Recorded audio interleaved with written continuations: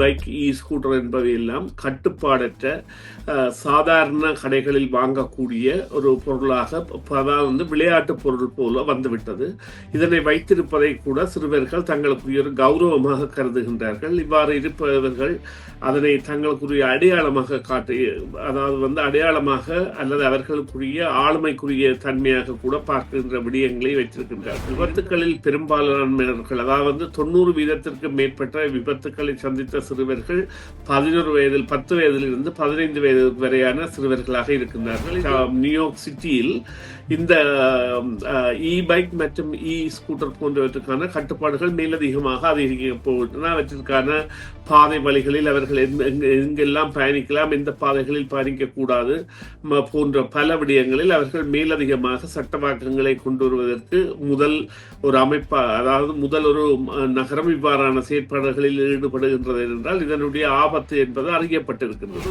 இந்த சத்தத்தை உருவாக்குகின்ற கோன் போன்ற சாதனங்களும் தேவையாக இருக்கும் என்றால் நடந்து செல்கின்ற பொழுது இவர்கள் செல்கின்ற வேகத்திற்கு அவர் நடந்து செல்கின்றவர் சற்றே திரும்பினால் கூட சில வேளைகளில் அவருக்கான ஆபத்து கூட இவர்களால் ஏற்படும் என்றால் 30 கிலோமீட்டர் வேகத்தில் சென்று ஒருவர் மோதுகின்ற பொழுது இன்னொருவருடன் அவருக்குரிய பாதிப்பு அதிகமாக இருக்கும். ஒரு சிறிய பள்ளத்தில் விழுவதில்லை, ஒரு கல்லில் அதன் சில்லு பட்டால் கூட சில வேளைகளில் அவர்கள் தடுமாறக்கூடிய சந்தர்ப்பத்தை ஏற்படுத்துகின்ற பொழுது அவர்கள் கட்டுப்படுத்தாமல் வீதிகளிலோ அல்லது தெருக்களுக்கு அவர்கள் விழுகின்ற பொழுது கார்களில் தான் விழுகின்ற சந்தர்ப்பங்கள் அல்லது அவை பெரிய ஆபத்துக்களை ஏற்படுத்தக்கூடியதாக இருக்கும்.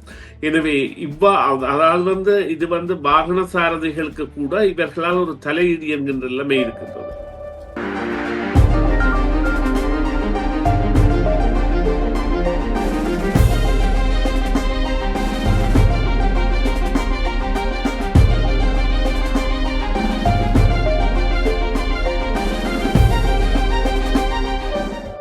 நேயர்கள் அனைவருக்கும் வணக்கம். மீண்டும் மற்றொரு செய்தியின் பின்னணியில் நிகழ்ச்சியிலே சந்திக்கின்றோம். இன்றும் கூட எங்களோடு ஆய்வாளர் சுரேஷ் தர்மா இணைந்திருக்கிறார். வணக்கம் சுரேஷ் தர்மா. வணக்கம் கமல் பாரதி. வணக்கம் நேயர்களே. இன்று நாங்கள் இப்பொழுது கனடாவிலே அல்ல, நீங்கள் ஏற்கனவே குறிப்பிட்டது போல இந்த உலக ரீதியாக இருக்கின்ற ஒரு பிரச்சனை பற்றி பேசப் போகின்றோம். இந்த சிறுவர்களுக்கான ஸ்கூட்டர்கள் பற்றி நாங்கள் உரையாடவிருக்கின்றோம். அதன் மூலமாக பல விபத்துக்கள் ஏற்பட்டிருக்கின்றன. இதுவரை மேற்குறைய ஒன்டாரியோ மாகாணம் உட்பட இதுவரை ஏறக்குறைய 10 பேர் வரையிலே உயிரிழந்திருப்பதாக தெரிவிக்கப்படுகிறது. இதற்கான காரணம் என்னவாக இருக்கும்? இதை நாங்கள் எப்படி கையாள வேண்டும்? இதை பற்றி உங்களுடைய விரிவான தகவல்களை தெரிந்து கொள்ள விரும்புகின்றோம்.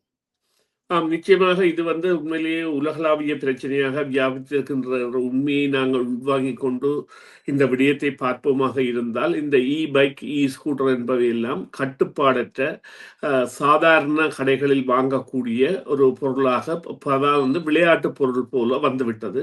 இதனை வைத்திருப்பதை கூட சிறுவர்கள் தங்களுக்குரிய ஒரு கௌரவமாக கருதுகின்றார்கள். இவ்வாறு இருப்பவர்கள் அதனை தங்களுக்குரிய அடையாளமாக காட்டி, அதாவது அடையாளமாக அல்லது அவர்களுக்குரிய ஆளுமைக்குரிய தன்மையாக கூட பார்க்கின்ற விடயங்களை வைத்திருக்கின்றார்கள். இருந்த பொழுதிலும் இவை சாதாரணமாக 30 கிலோமீட்டர் தூரம் வரை வேகமாக பயணிக்கக்கூடியவை. 30 கிலோமீட்டர் வேகத்திற்கு, மணித்தியாலத்திற்கு 30 கிலோமீட்டர் வேகத்திற்கு பயணிக்கக்கூடியவை.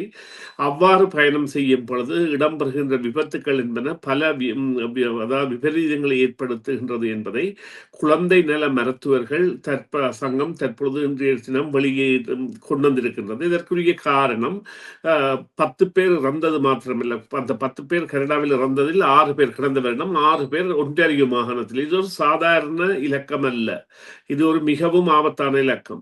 அவ்வாறு இறந்தது என்பதும் அதே போன்று 26 சிறுவர்கள் தங்களுடைய வாழ்க்கை முறையை சாதாரண முறையில் கொண்டு செல்ல முடியாதமாறு அவர்களுடைய வாழ்க்கை சிதைந்து விட்டதாக, அதாவது மாற்று திறனாளிகளாகவோ அல்லது அவர்கள் சாதாரண வாழ்வியலுக்கு வர முடியாத அளவுக்கு காயங்களை பெற்றவர்களாகவும் இருப்பதாகவும் தான் அவர்களுடைய இந்த தகவலை அவர்கள் வெளியிட்டிருக்கின்றார்கள். இருந்த பொழுதிலும் இந்த விடயத்தில் அரசுகள், மாகாண ரீதியான அரசுகள் போக்குவரத்து சட்டங்களை கண்காணிக்கின்றபடியால் மாகாண ரீதியான அரசுகள் என்பன 16 வயதை கட்டுப்பாடாக வைத்திருக்கின்றன.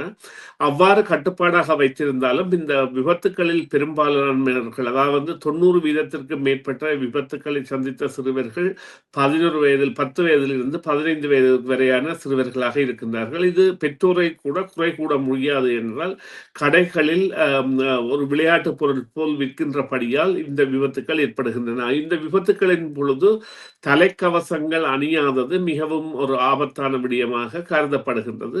அவ்வாறு அணிந்திருந்தால் அவர்களுடைய விபத்தின் தன்மை அல்லது தலை முகம் தாக்கப்படுகின்ற தன்மை என்பது தவிர்க்கப்படலாம் என்று.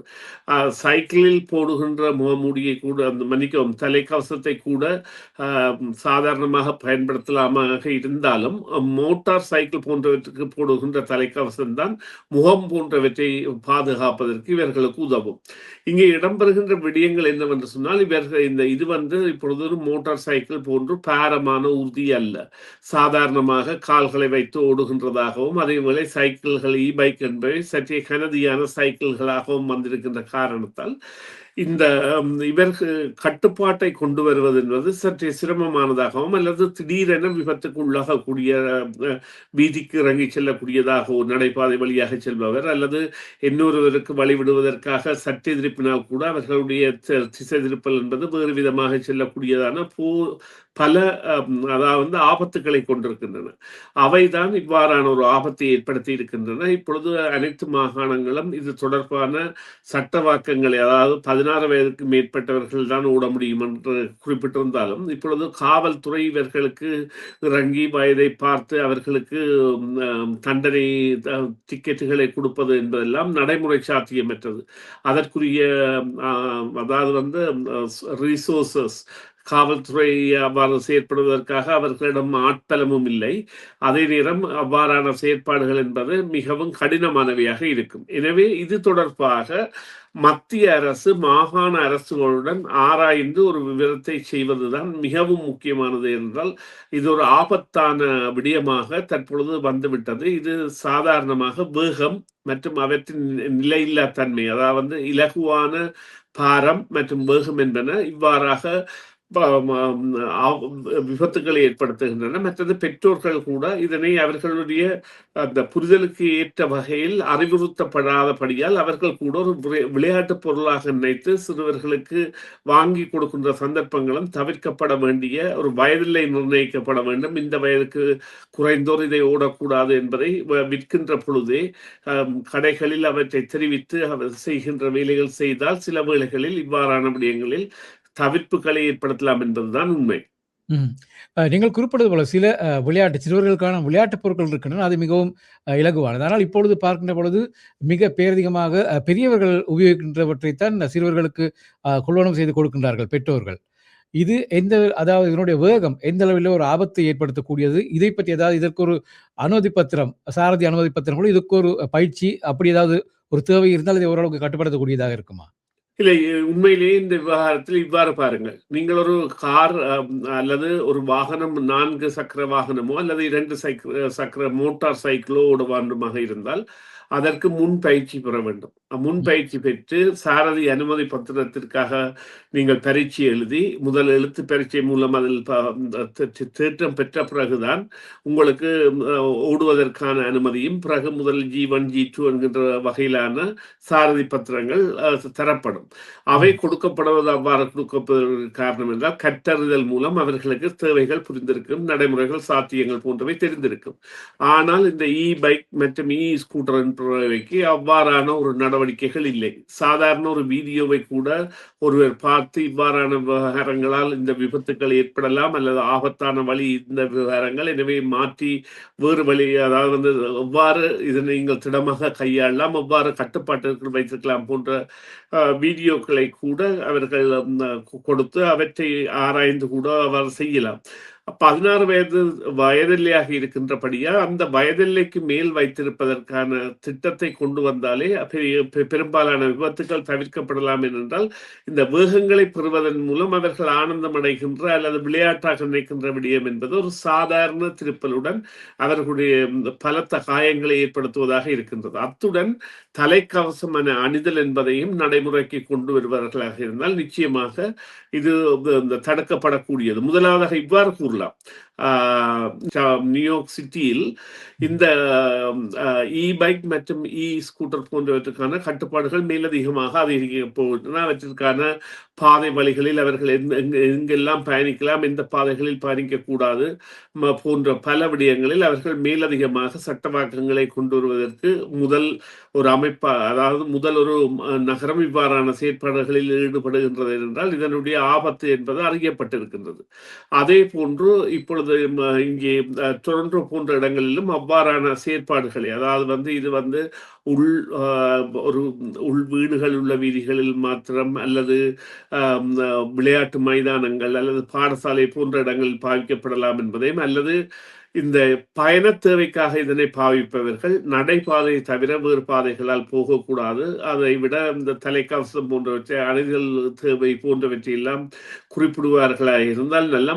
அத்தோடு இந்த சத்தத்தை உருவாக்குகின்ற கோன் போன்ற சாதனங்களும் தேவையாக இருக்கும் என்றால் நடந்து செல்கின்ற பொழுது இவர்கள் செல்கின்ற வேகத்திற்கு அவர் நடந்து செல்கின்றவர் சற்றே திரும்பினால் கூட சில வேளைகளில் அவருக்கான ஆபத்து கூட இவர்களால் ஏற்படும் என்றால் 30 கிலோமீட்டர் வேகத்தில் சென்று ஒருவர் மோதுகின்ற பொழுது இன்னொருவருடன் அவருக்குரிய பாதிப்பு அதிகமாக இருக்கும். அதைவிட மிகவும் முக்கியமான விடயம் என்னவென்றால் இவர்கள் இந்த காது வழியாக கேட்கின்ற இசை மற்றும் யாருடனும் கதைத்து கொண்டு போகின்ற விடயங்களை தவிர்ப்பதற்கான நடைமுறைகள் இதில் மேற்கொள்ளப்பட வேண்டும் என்றால் அவை நிச்சயமாக பெரிய தடைகளாக இருக்கும். இவ்வாறாக இந்த விபத்துகளுக்கான ஒரு உசாத்துணையாக அவை இருக்கும். ஏனென்றால் அந்த காதுகளில் அணிந்து கதைத்து செல்கின்ற பொழுதோ அல்லது இசைகளை கேட்டு செல்கின்ற பொழுதோ அவர்களுக்கு தங்களுடைய சுற்றுச்சூழல் எவ்வாறு இருக்கின்றது, என்ன நடக்கின்றது என்பது தெரியாத நிலை இருக்கு. அதுதான் உண்மை. நீங்கள் குறிப்பிடுவதை பார்க்கின்ற பொழுது சின்ன அதாவது நடைபாதையில் கூட இவர்கள் செல்கின்ற பொழுது, அதாவது சைட் வாக் என்ற அந்த இதுகளை செல்கின்ற அதில் கூட ஒரு பள்ளம், சிறிய ஒரு குழி இருந்தால் கூட அதனுடைய திருப்பம் இவர்களால் கட்டுப்படுத்த முடியாமல் இருக்கும். அது உண்மையிலேயே ஒரு ஆபத்தான விடயம் தான். நீங்கள் குறிப்பிடுவது போல இது ஒரு சிறுவர்களுக்கான ஒரு விடயமாக இருந்தாலும் கூட இதில் மிக முக்கியமாக சிறுவர்கள் கவனம், அவர்கள் சிறுவர்கள், பெரியவர்கள் தான் இதிலே மிக அதிகமாக கவனம் எடுக்க வேண்டும் இல்லையா? நிச்சயமாக இதில் உள்ள விடயம் நீங்கள் குறிப்பிட்டது போல இது பாரமான ஒரு விடயமாக இருந்தால் சில வேளைகளில் கட்டுப்பாடை மேற்கொள்வது இலகுவாக இருக்கும். பாரமற்றது என்றபடியால் நீங்கள் சொல்லுகின்றது போல ஒரு சிறிய பள்ளத்தில் உள்ளதல்ல, ஒரு கல்லில் அதன் சில்லு பட்டால் கூட சில வேளைகளில் அவர்கள் தடுமாறக்கூடிய சந்தர்ப்பத்தை ஏற்படுத்துகின்ற பொழுது அவர்கள் கட்டுப்படுத்தாமல் வீதிகளிலோ அல்லது தெருக்களுக்கு அவர்கள் விழுகின்ற பொழுது கார்களில் தான் விழுகின்ற சந்தர்ப்பங்கள் அல்லது அவை பெரிய ஆபத்துக்களை ஏற்படுத்தக்கூடியதாக இருக்கும். எனவே அதாவது இது வாகன சாரதிகளுக்கு கூட இவர்களால் ஒரு தலையீடு என்கின்ற நிலைமை இருக்கின்றது. எனவே இது குறித்த ஒரு கற்பிதத்தை மேற்கொள்ள வேண்டிய கடப்பாடு என்பது மாகாணங்களுக்கு இருக்கின்றது. ஆனால் மத்திய அரசு நிச்சயமாக ஒட்டுமொத்தமாக அனைத்து மாகாணங்களையும் இணைத்து இந்த விவகாரத்தில் கையாள வேண்டிய தேவையை ஏற்படுத்தப்பட்ட காயங்கள் காட்டுகின்றன. ஏனென்றால் இந்த வருடம் 2024 ஆண்டிலிருந்து 2025 ஆண்டு அந்த தொகை இரட்டடிப்பானது, காயப்படுகின்ற தொகை என்பது. இப்பொழுது அந்த 2025 ஆண்டின் தொகையை ஒரு 6 மாதத்திலேயே 26 ஆண்டில் கண்டுவிட்டார்கள். எனவே இது ஒரு ஆபத்தான நிலைமை. சிறார்களுக்கு இவ்வாறான காயங்கள் ஏற்படுகின்ற பொழுது அவற்றால் ஏற்படுகின்ற பாதிப்புகள் என்பன எல்லாம் பலமாக இருக்கும். மற்றும் பக்க விளைவுகள், பின்விளைவுகள் எல்லாம் பிற்காலத்தில் கூட ஏற்படக்கூடிய தன்மை இருக்கும் போன்ற பல விடயங்களை சுட்டிக்காட்டுகின்றார்கள். எனவே இது குறித்த ஒரு அவசர நடவடிக்கையை அரசுகள் மேற்கொள்ள வேண்டிய தேவையை பெற்றோர்கள் அவ்வாறு 16 வயதிற்கு மேற்பட்டவர்களுக்கு வாங்கி கொடுத்தால் கூட அவர்களுக்கு வீதிகள், அதாவது ஏதாவது யூடியூப்போ அல்லது எங்கேயாவது பார்த்து ஆலோசனைகள் வழங்கக்கூடிய தகவல்களை பரிமாறி செய்வது என்பது மிகவும் மிகவும் தேவையானது. இப்பொழுது ஒரு வாகனம் செல்கின்ற பாதையில் வாகனத்திற்கு பக்கத்தில் சைக்கிள் ஓடுவதற்கான இடம் இருந்தால் கூட அதில் எதிர்பக்கமாக ஒருவர் செல்லும் பொழுது அல்லது சைக்கிள் ஓடுகின்ற இடம் இல்லாவிட்டால் கூட எதிர்பக்கமாக ஒருவர் செல்கின்ற பொழுது வாகன சாரதிகளுக்கு கூட இடைஞ்சல் வரும். அதுதான் உண்மை. பார்க்கலாம். இது அனைவருடைய அவதானமும் தேவையான ஒரு விடயம். இதிலே மாகாண மத்திய அரசுகள் என்ன முடிவெடுக்கப் போகின்றன என்பதை பொறுத்திருந்து பார்க்கலாம்.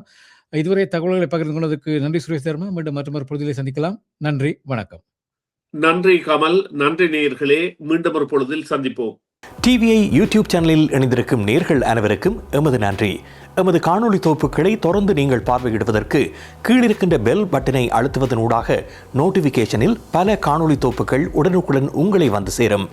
அருகில் இருக்கின்ற முக்கிய காணொளி தொகுப்புகளையும் பார்வையிட தவறாதீர்கள்.